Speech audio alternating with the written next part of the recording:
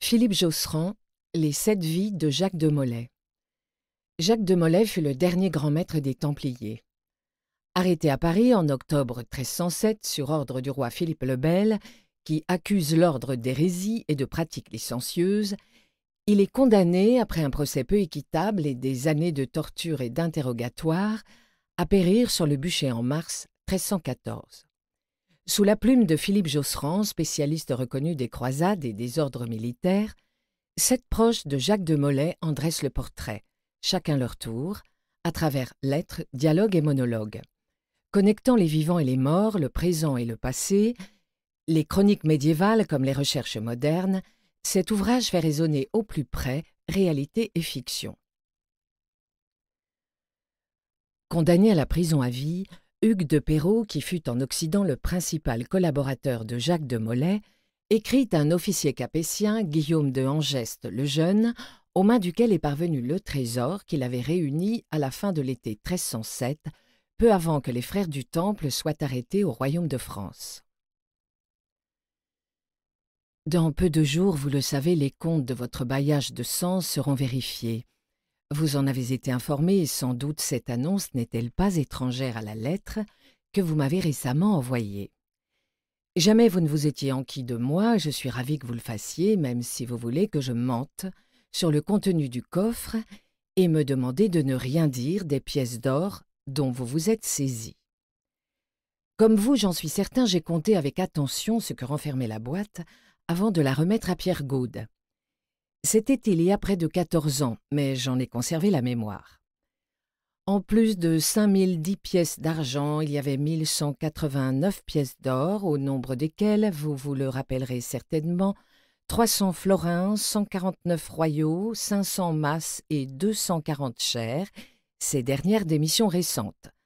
En monnaie de compte, sans entrer dans le détail des sous et des deniers, l'argent représentait quelque 313 livres et l'or près de 5 fois ce montant, avec un peu plus de 1460 livres. De telles sommes ne sont pas courantes.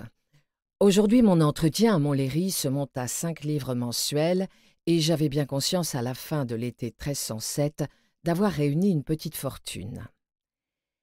Depuis plusieurs mois, j'observais alors que des rumeurs aussi étranges qu'infondées circulaient sur l'ordre du Temple. Quelques frères inquiets m'en avaient également fait part, et quand Jacques de Molay arriva en France au printemps 1307, convoqué par Clément V, qui voulait écouter son conseil sur la croisade, je m'en ouvris aussitôt à lui. Le grand maître et moi, comme nous l'avions toujours fait depuis 15 ans, ensemble ou à distance, nous sommes accordés sur la meilleure façon de réagir. Auprès du pape comme du roi entre Poitiers et Paris, Jacques de Molay allait entreprendre une action politique et diplomatique. Je la soutiendrai et tâcherai en même temps, face au péril, de constituer un trésor qui puisse aider à garantir la sécurité du Temple. En la matière, j'ai commencé à m'employer lors du chapitre général de notre ordre au début de l'été. En quelques semaines, à la fois en or et en argent, j'amassai un trésor important que, pour ne pas le laisser à Paris, je divisais et dont j'emportais une partie avec moi dans un coffre. Pour laver le temple aux yeux de tous, Jacques de Molay, le 24 août, avait demandé à Clément V d'ouvrir une enquête et 1 mois plus tard, pour en savoir plus, il me dépêcha à Poitiers. C'est alors que, voulant conserver le trésor en Île-de-France, je confiai la somme que je détenais avec moi à Pierre Gaude, qui, lorsqu'enfla la rumeur d'une possible arrestation, la remit à Étienne Petot. C'est de ce pêcheur de loin que, quelques mois après mon arrivée ici, j'ai entendu la suite.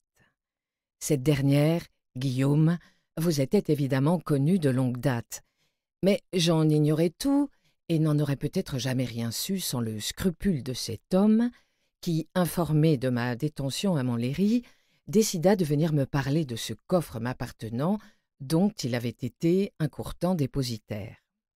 Grâce à Étienne Petot, j'appris que la boîte, dès les premiers jours de l'affaire, était passée en possession de Philippe de Béthisy, à qui il fut précisé qu'elle était mienne. Pas une fois, pourtant, dans les interrogatoires auxquels j'ai été soumis, on ne m'avait parlé d'elle. Pourquoi? C'eût été du pain béni pour mes tourmenteurs. Je puis vous avouer, Guillaume, en avoir été longtemps troublé. Étienne Petot m'avait dit que les pièces avaient été versées au Trésor royal, m'assurant, sans que j'y prenne suffisamment garde, que ni lui, ni son épouse, ni aucune des bonnes personnes dont Philippe de Béthizy et vous-même aviez certifié la présence lors du compte, n'étaient là en réalité. Ce n'est que bien plus tard que j'y ai repensé et que j'ai compris.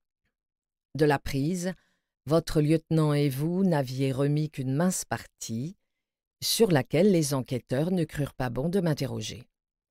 D'autres, tels Guillaume Clignet, l'ont également soupçonné, et votre effort pour me faire taire la présence d'or dans le coffre me fait penser aujourd'hui que vous avez remis au roi les seules pièces d'argent, gardant pour vous et votre complice plus des 4/5 du butin.